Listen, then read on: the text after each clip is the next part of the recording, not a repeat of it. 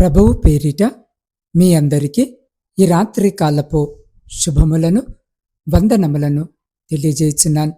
ప్రియులారా, పరిశుద్ధ లేఖన భాగమును మనము చదివినట్లయితే ఆయన ఆకాశమును, భూమిని, సముద్రమును, దానిలోని సర్వమును సృజించినవాడు. ఆయన ఎన్నడూ మాట తప్పని వాడు. 146వ సంకీర్తన 6వ వచనం. ప్రియ సహోదరి సహోదరులారా, ఈ రాత్రి చదవబడిన లేఖన భాగమును మనము పరిశీలన చేసినట్లయితే దేవుని యొక్క శక్తి ఎలాంటిదో, ఆయన ఎలాంటి వాడో, ఎంత నమ్మకమైన వాడో అనే విషయాన్ని కీర్తనాకారుడైన దావీదు తాను రచించిన ఈ కీర్తనలో వివరిస్తూ ఉన్నాడు. ఈ రాత్రి దేవుని ప్రజలమైన మనము జ్ఞాపకము చేసుకోవలసిన అంశము ఏమిటి అనంటే, ఆయనలో మార్పు ఉండదు. ఆయన మాట ఇస్తే మాట తప్పే దేవుడు కాదు. దేవుని మాట బలమైనది, శక్తివంతమైనది. ఆయన మాట జీవము గలది. ఈ లోకములో ఎవరి మాటకు లేని విలువ, స్థిరత్వము, గొప్పతనము దేవుని మాటకున్నది. ఆయన ఎన్నడూ కూడా మాట తప్పని వాడు అని ఈ రాత్రి పరిశుద్ధ లేఖన భాగము ద్వారా దేవుడు మనకు తెలియజేస్తా ఉన్నాడు. ప్రియులారా, మనము ఒకసారి ఆలోచన చేయగలిగితే మాట ఈ లోకములో ఎవరు తప్పుతారు, ఏ సందర్భాల్లో తప్పుతారు, మాట ఎందుకు తప్పుతారు అనంటే, వారిచ్చిన మాటను నెరవేర్చే శక్తిమంతులు కానప్పుడు మాట తప్పుతారు. అవును ప్రియులారా, ఉదాహరణకు మనతో ఎవరైనా నేను నిన్ను వచ్చే కాలమంతా లేదా వచ్చే సంవత్సరమంతా పోషిస్తానని చెప్పారు అని అనుకోండి. ఆ వ్యక్తికే బ్రతకడానికి, తినడానికి ఒక పూటకు కూడా ఆహారం లేని పరిస్థితుల్లో ఉండి కష్టపడుతున్నాడు అని అనుకోండి. ఖచ్చితంగా ఏదో ఒక రోజు అతను మాట తప్పుతాడు. మనల్ని పోషించలేక ఏదో ఒక రోజు అతను మాట తప్పుతాడు. ఎందుకు అని ఆలోచన చేస్తే అతనికి ఆ సామర్థ్యము, శక్తి లేదు కనుక, ఒకవేళ ఆ మాట ఇచ్చింది గొప్ప సంపన్నుడై ఉంటే ఖచ్చితంగా ఆయన ఇచ్చిన మాటను నెరవేరుస్తాడు. ఎందుకు అనంటే ఆ వ్యక్తి దగ్గర శక్తి ఉంది అన్నమాట. అదే విధముగా ప్రియులారా, మనిషి ఇచ్చిన మాటను నిలబెట్టుకోలేకపోవడానికి చాలా సందర్భాలు ఉంటాయి. ఎవరైతే గొప్పవాడో, ఎవరైతే సంపన్నుడో మాట ఇస్తే తప్పడు అని మనము మాట్లాడుకుంటున్నాం. కానీ అనుకోకుండా అతనికి ఉద్యోగము పోతేనో, అతని వ్యాపారములో నష్టము వస్తేనో, లేదా అతను లోకాన్ని విడిచి పోతేనో మాట నెరవేర్చగలడా అంటే, ఇచ్చిన మాటను మన జీవితంలో కొనసాగించగలడా అంటే కొనసాగించలేడు. మనము యోబు జీవితాన్ని పరిశీలన చేసి చూస్తే, యోబు సంపన్నుడు అని పరిశుద్ధ గ్రంథంలో వ్రాయబడి ఉంది. ఆ ఊజు అనే ప్రాంతంలో యోబును మించిన వారు లేరు. యోబు దగ్గరికి న్యాయము కోసము అనేక మంది వచ్చేవారు అని కూడా లేఖన భాగంలో మనము చూడొచ్చు. అటువంటి యోబు పరిస్థితి అనుకోకుండా ఒక్కసారిగా మారిపోయింది. ఒక్క రోజులోనే రాజభవనము లాంటి ఇంటిలో ఉండాల్సినటువంటి యోబు సమస్తాన్ని కోల్పోయి రోడ్డుపై పడ్డాడు. దానికి కారణాలు మనం ప్రక్కన పెడితే, మనిషి జీవితము లేదా మనిషి యొక్క మాట ఎలా ఉంటుందో ఆలోచించాలి. మనిషికి కాలాన్ని మార్చే శక్తి లేదు. మనిషికి కాలాన్ని ఎదుర్కొనే శక్తి లేదు. మనిషికి మరణాన్ని జయించే శక్తి కూడా లేదు. మనిషికి రేపేమి జరుగుతుందో తెలియదు. ఆ మనిషి ఎవరైనప్పటికీ, రాజైనప్పటికీ, పేదవాడైనప్పటికీ, ఉన్నవాడైనప్పటికీ, లేనోడు అయినప్పటికీ, ఎవరైనా అందరూ ఒకటే కదా. అందుకే భక్తుడు ఇదే కీర్తనలో అంటున్నాడు, రాజుల చేతనైనను నరుల చేతనైనను మనకు రక్షణ కలగదు. వారిని నమ్ముకొనకుడి, వారి ప్రాణము వెడలిపోవును. వారు మంటి పాలగుదురు, వారి సంకల్పము నాడే నశించును. ఎవనికి యాకోబు దేవుడు సహాయకుడగునో, ఎవడు తన దేవుడైన యెహోవా మీద ఆశ పెట్టుకొనునో వాడు ధన్యుడు. అవును ప్రియ సహోదరి సహోదరులారా, మనుషులు నమ్మకస్తులుగా ఇచ్చిన మాటను నెరవేర్చేవారిగా లేకపోవచ్చు, కానీ దేవుడు అలాంటి వాడు కాదు. ఎందుకంటే ఆయనకు మరణము లేదు. ఆయన అనుకోకుండా తన ఆస్తి అంతస్తులను మహిమను కోల్పోయేవాడు కాదు. రేపు, ఈరోజు, నిన్న అని ఆయన జీవితంలో లేదు. ఆయనే అంతము, ఆయనే ఆకాశమును, భూమిని, సముద్రమును, దానిలోని సర్వమును సృష్టించినవాడు ఆయనే. మరటువంటి దేవుడు మాట తప్పడు, ఎన్నటికిని తప్పడు. ప్రియ సహోదరి సహోదరుడా, అబ్రహాముకు వాగ్దానము చేశాడు, నీకు సంతానమును కలిగిస్తానని, ఆకాశ నక్షత్రము వలె, ఇసుక రేణువుల వలె చేస్తాను అని. అలా మాట ఇచ్చిన అబ్రహాముతో, నువ్వు బాగా ముసలోడివి అయిపోయావు, 100 సంవత్సరాలు వచ్చాయి, నీ నుండి పిల్లలు పుట్టించడము నా వల్ల కాదు అని దేవుడు అనలేదు. మాట తప్పాడా అంటే తప్పలేదు కదా. ఆయన మాట ఇచ్చాడు అనంటే నీ పరిస్థితి, నీ స్థితి, నువ్వెలా ఉన్నా, నీ ఎదుట ఈ లోక సంబంధమైన ప్రతికూలతలు ఎన్ని ఉన్నా వాటన్నిటినీ దాటుకొని ఆ మాట మన జీవితంలో నెరవేర్చబడుతుంది.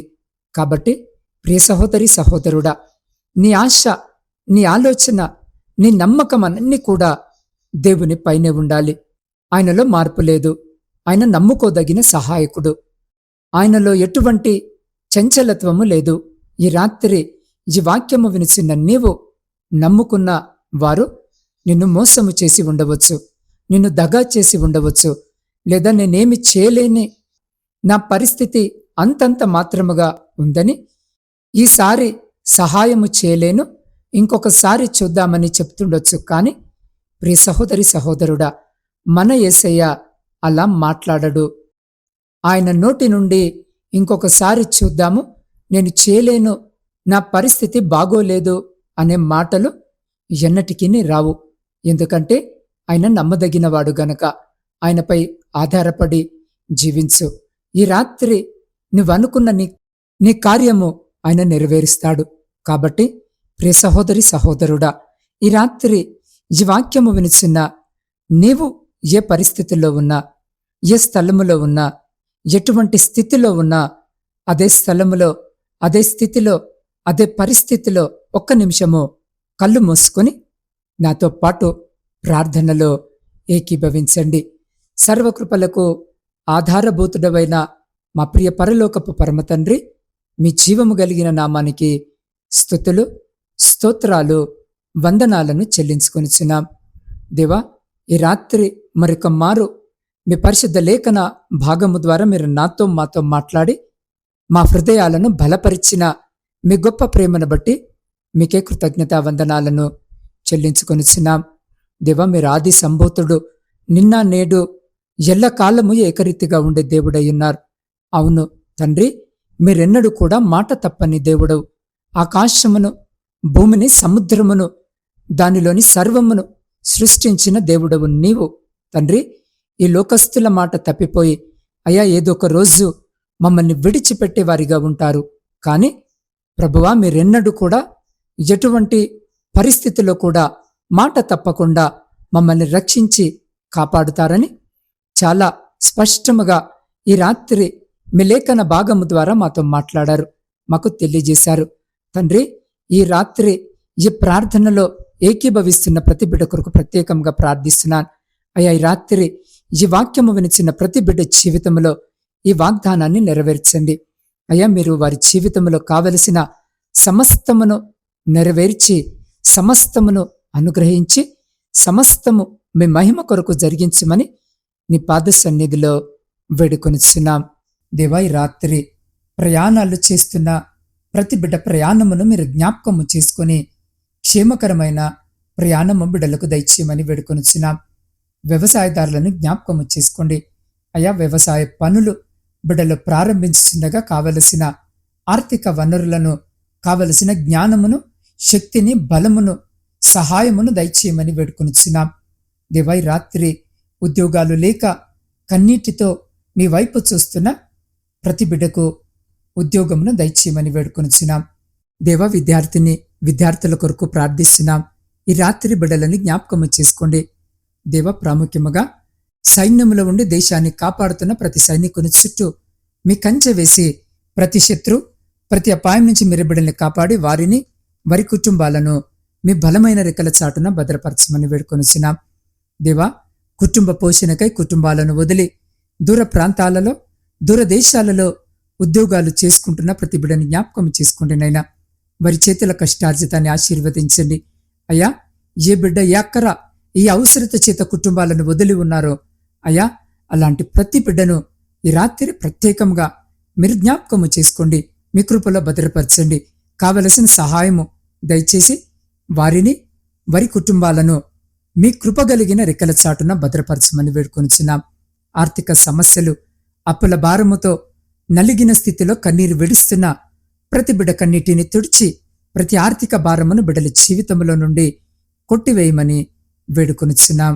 దేవా, వివాహాలు జరిగి సంవత్సరాలు గడుస్తున్నప్పటికీ గర్భఫలములు లేక కన్నీటితో ఈ రాత్రి మీ వైపు చూస్తున్న ప్రతి బిడ్డ గర్భాన్ని ముట్టి బిడ్డలకు గర్భఫలము దయచేయమని వేడుకొనుచున్నాం. దేవా, మీ సేవకురాండ్రు, వారి కుటుంబాలు, వారి పరిచర్య అంతటిని ఈ రాత్రి జ్ఞాపకము చేసుకొని దీవించి ఆశీర్వదించి ఏ ప్రాంతంలో మీ రక్షణ సువార్త అందించబడుటలేదో అలాంటి ప్రాంతాలకు నీ బిడ్డలను నడిపించి బిడ్డల ద్వారా అనేక ఆత్మలు రక్షించబడుటకు మీ సహాయము బిడ్డలకు దయచేయమని వేడుకొనుచున్నాం. దేవా, వృద్ధుల కొరకును, వితంతుల కొరకును శ్రమలు అనుభవించిన ప్రతి బిడ్డ కొరకు ప్రార్థిస్తున్నాం. ఈ రాత్రి బిడ్డలను జ్ఞాపకము చేసుకుని బిడ్డలతో మీరుండమని వేడుకొనుచున్నాం. దేవా, వివాహాల కొరకు సిద్ధపడుతున్న బిడ్డలను జ్ఞాపకము చేసుకోండి నైనా. వివాహాలు జరగక మీ సహాయం కొరకు చూస్తున్న బిడ్డలకు కూడా కావలసిన సహాయము దయచేసి బిడ్డలను మీ కృపలో భద్రపరచమని వేడుకొనుచున్నాం. సొంత గృహాల కొరకు ఆశ కలిగి ఈ రాత్రి మీ వైపు చూస్తున్న ప్రతి బిడ్డ కోరికను తీర్చమని వేడుకొనుచున్నాం. దేవా, ఈ సమయంలో ప్రాముఖ్యంగా నా ఆత్మీయ కుటుంబంలోని ప్రతి బిడ్డ కొరకు ప్రత్యేకంగా ప్రార్థిస్తున్నాం. అయ్యా, ప్రతి దినము బిడ్డలు నా తండ్రి క్రమము తప్పకుండా ఈ వాక్యము విని ఈ ప్రార్థనలో ఏకీభవిస్తూ వారి ప్రార్థన మనవులను నాకు తెలియజేస్తున్నారు. అలాంటి ప్రతి ప్రార్థన విజ్ఞాపనను ఈ రాత్రి మీ పరిశుద్ధ పాదాల చెంత పెడుతున్నారు. అయ్యా, మీరు దాన్ని అంగీకరించి ఈ రాత్రి వారి ప్రార్థనలకు మీరు జవాబు దయచేసి వారి జీవితాలలో, కుటుంబాలలో, వారి దాంపత్య జీవితంలో, ప్రాముఖ్యంగా వారి ఆధ్యాత్మిక జీవితంలో ఉన్న ప్రతి శోధన, ఆయాసము, దుఃఖము లేమి ప్రతి అంధకార సంబంధమైన శక్తులన్నిటినీ మీ పరిశుద్ధ నామమున లయపరిచి మీ ఆకాశపు వాక్యములను విప్పి మీ సమృద్ధికరమైన దీవెన ఆశీర్వాదాల చేత బిడ్డల జీవితాలను, కుటుంబాలను దీవించి ఆశీర్వదించి తృప్తిపరిచి మీ కృపలో భద్రపరుచుకొని ముందుకు నడిపించమని సమస్త స్తుతి, ఘనత, మహిమ మీకే చెల్లించు మా రక్షకుడును మీ ప్రియకుమారుడైన యేసు క్రీస్తు సర్వ సమృద్ధి కలిగిన నామమున ప్రార్థించి స్తుతించి అడిగి పొందుకొని ఉన్నాము తండ్రి. ఆమేన్.